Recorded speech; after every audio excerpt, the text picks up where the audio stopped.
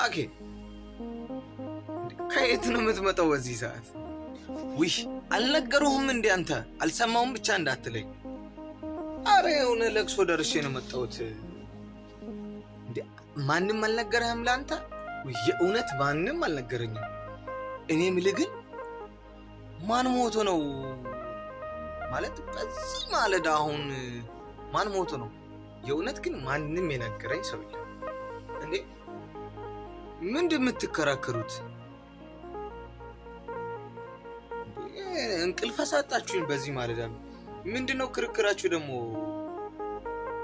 አረ ሰውን እንቅልፍ አታሳጡ እናንተ ደግሞ።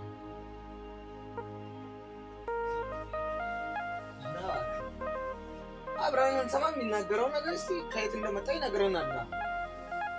እንጠይቀው። አራኬ በእናትህ አታጓጓን። ማን ሞቶ ነው ይሄን ያክል በዚህ ማለዳ አንድ ሰውን እንቅልፍ የምታሳጣው? ሆዴት ደግሞ እኔ በዚህ ማለዳ ከየት መጣ ብዬ አይደለም የሚጨነቀው እኮ። ንገረን በቃ አሁን አታጓጓን ዝም ብለህ። ይሄን ያህል ካጓጓችሁማ ልንገራችሁ እንግዲህ።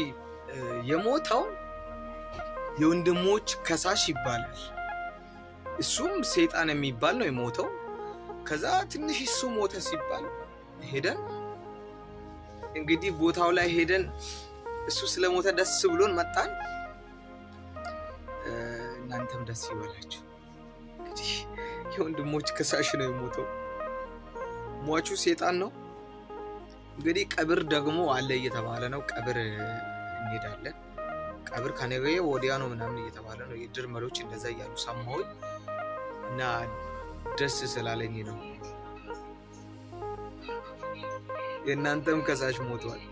እናንተን የሚከሳችሁ በየትኛውም ሁኔታ የሚከሳችሁ ከሳሻችሁ ሞቷል። ደስ ይበላችሁ። ለሌሎች ደግሞ ሼር አድርጉ።